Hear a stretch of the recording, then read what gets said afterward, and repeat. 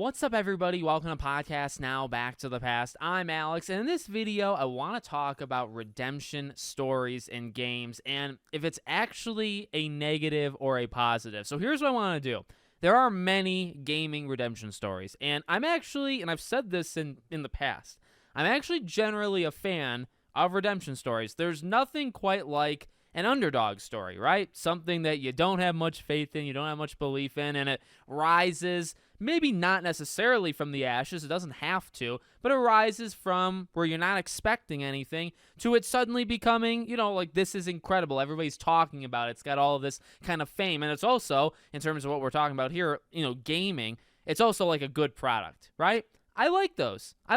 Now, a thing I want to do in the future, and we can definitely kind of cycle through these, I do want to make videos talking about specific games that did this. And I chose one behind me. Cyberpunk, obviously a great example of a redemption story. You have current ones kind of going on right now, even like Halo Infinite. Halo Infinite, at least from the multiplayer side of things, is also kind of experiencing a redemption story currently in front of our eyes. No Man's Sky has done it. Star Wars Battlefront 2 is an example that I really like to go to of a game that I think was very good at launch, but oh my dear God, like, it had a lot of problems in terms of the how you play the game and how they give you things after so many hours, but they redeemed themselves over time. So, like I said, in the future, I do want to, look at some of these, and we can do videos specifically on Cyberpunk or Battlefronts or things like that, okay? I will do that. But for this video, I want to, take a couple steps back and kind of just talk about the entire arc, right? Are redemption stories actually all that great? And I have kind of a controversial answer.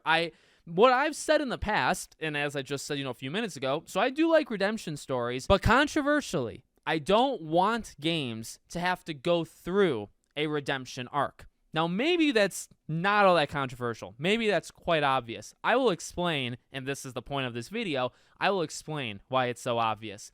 To do a redemption arc, to have a redemption arc, something, in my opinion, at least in the modern gaming industry, something had to have gone wrong, okay? So when I think of, well, can a game be saved? Can a game have a redemption arc? You don't want your game to have to go through this. That means, for an example, Cyberpunk. Cyberpunk came out, and it definitely was divisive. You had kind of lies going on, whether it was CD Projekt Red that withheld things, and then some reviewers just like flat out lied about their experience or pushed aside the idea that, well, we're only allowed to show you certain things. We were only allowed to play it on one system. So maybe playing it on other platforms, maybe it's not going to work there. There was a lot. And then you even just think about how good, and I haven't played Cyberpunk all the way through, so this is just like, my perception of what I've seen online. You look at how good it is now. You look at the actual statistics of the improvements they've added, what they've actually changed, what the DLC, all of that stuff. It is a much more full game. It is a much, I guess it's subjective, but it's a much better game now than it was in the past. Redemption. It redeemed itself.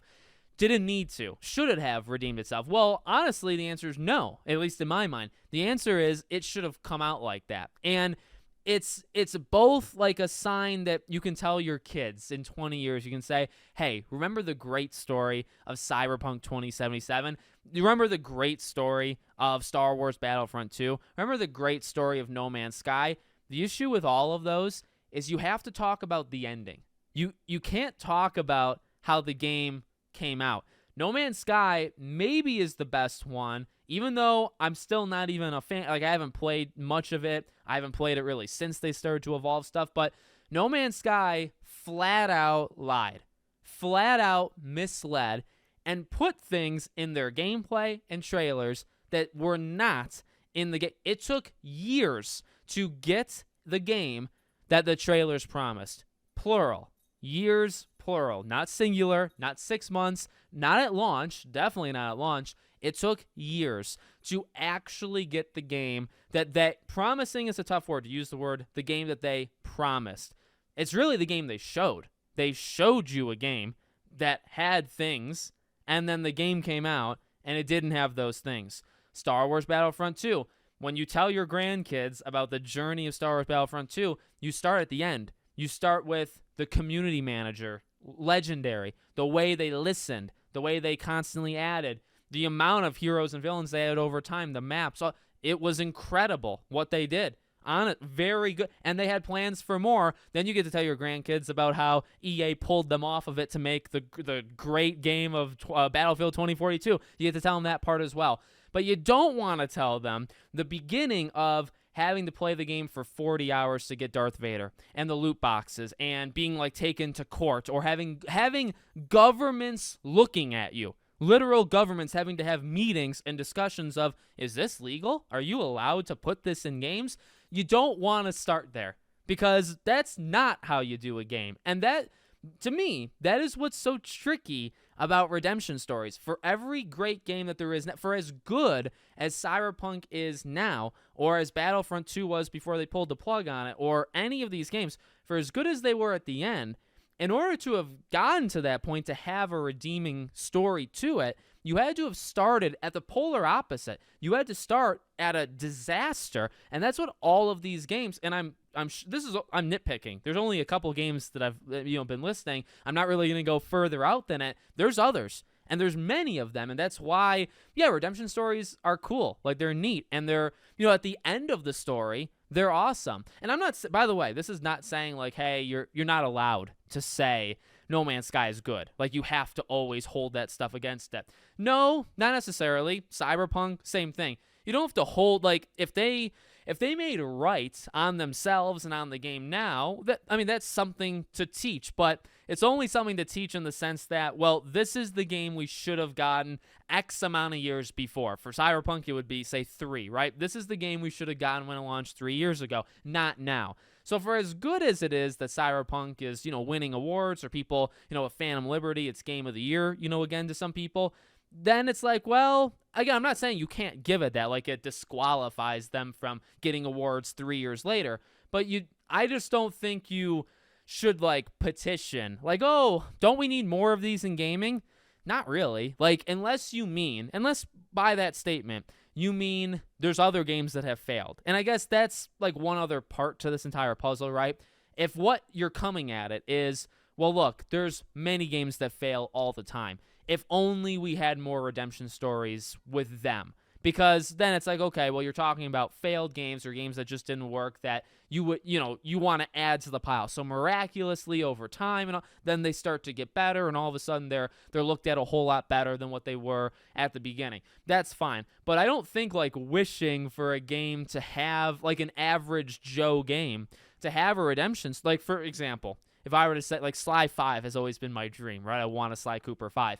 I would never, in my right mind, say I would want Sly 5 to have a redemption story, because to me, at least to me, and this video is made by me, hence, why it's my opinion, I don't want a redemption story for Sly 5, because to me that means the game would start out with some horrible, natural disaster would happen to this freaking game. I would be furious, everybody would be furious, and then over time, it would build itself back to being the game that it should have been in the first place. Yeah, you would get Sly 5, but it would have to, have to suffer. You'd have to suffer and cry and rage. You'd have to do that first. Then it gets better. I don't think we need that. So, I don't know. Hopefully you found this interesting or entertaining. I get it. I totally get it. And yes, I do want to see games that fail redeem themselves. Like, literally get better and, put kind of the past behind them. I believe, especially, I don't know, I guess it depends on the game that you're talking about. A lot of these things are kind of like you didn't have to go through it.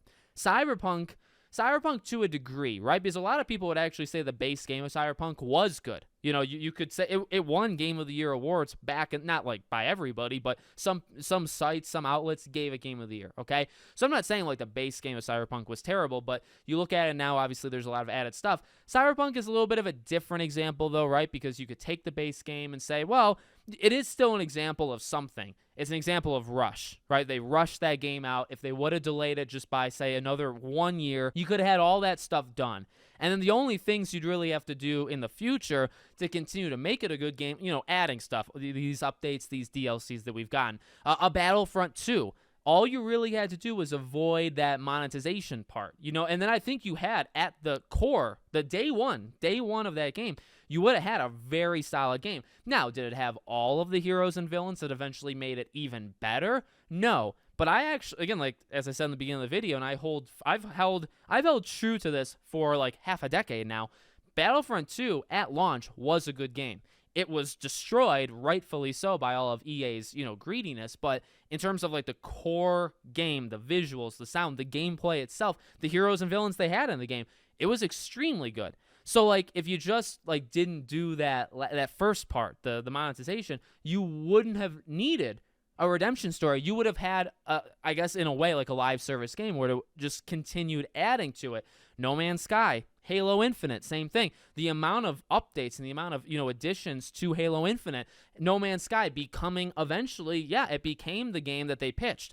No Man's Sky, I believe, is kind of the most like notorious of them all, because that one was filled with the most lies, the most, not scams, but like they sold you on a fake premise. That they had, I mean, I guess it was the same premise, but there was just so much missing from what they had previously said was going to be in it. And then they eventually got there, but it took years. So that one is actually a lot harder. For that one, may I recommend, just wait until you can put out the game that you told people the game was going to be. At least for some of these other ones, Battlefront 2 was the game that they said. It just had it had the microtransactions and it's going to take you like 80 days to get Darth Vader, the most iconic Star Wars character, but it was the game they said. It just had extra stuff. No Man's Sky literally wasn't the game they said. So each of these does have their own little, thing that makes them a little bit different, but I don't know. Like I said, in the future I definitely want to do this. Let's look at some of the individual games and let's talk about the beginning of what happened with it and how it did redeem itself. I want to make those videos.